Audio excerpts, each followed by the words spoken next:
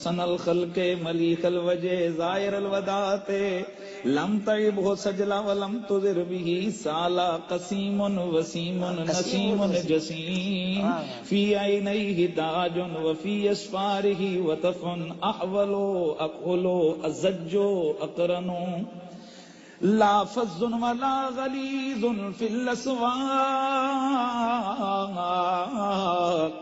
اذا تکلم فعلیہ الوقار واذا سمتا سمالا البہاء عظیم کریم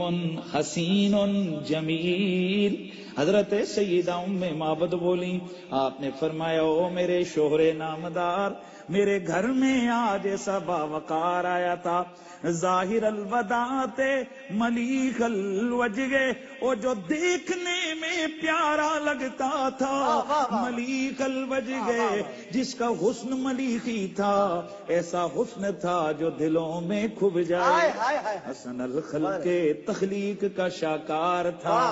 اور اس کی شان کیا تھی؟ لم تعبہ سجلا ولم تضر به سالا، نہ تو اتنی لمبی گردن جو بری لگے، نہ اتنی چھوٹی گردن جو بدی لگے، لا وہ کیسے تھے؟ وسیم قسیم نسیم جسیم، جسم تھا تو خوشبو کا پیکر تھا، چہرہ تھا تو حسینوں کا سلطان نظر آتا تھا، جسم کے ڈیل ڈول بڑے ہی پیارے تھے، احولو اکخلو، ان کی آنکھیں سیاہ کالی، ان میں یوں لگتا تھا جیسے قدرتی سرما لگا ہوا ہو، ازجو اقرنو، ان کے ابرو بڑے گھنے تھے، ان کے جو پلکیں تھیں، ان کی جو پلکیں تھیں گھنی تھی، ان کے جو ابرو تھے بڑے باریک تھے، اقرنو، یوں لگتا تھا جیسے دونوں ملے ہوئے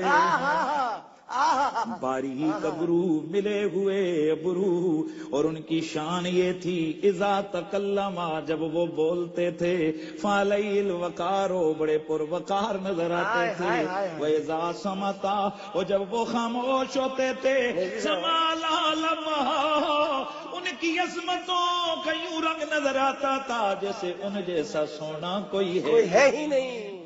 کی شان ایسی تھی، اور جیسے دو ٹہنیاں ہو، غصن بین غصنین، وہ ایک ایسی ٹہنی کہ ایک خشک ٹہنی ہو، ایک سرسبز پھولوں سے لدی ہوئی ٹہنی ہو، جیسے درخت میں وہ سب سے انوکھی نظر آتی ہے، اس طرح وہ دیکھنے میں سب سے سونا نظر آتا تھا۔ واہ واہ واہ۔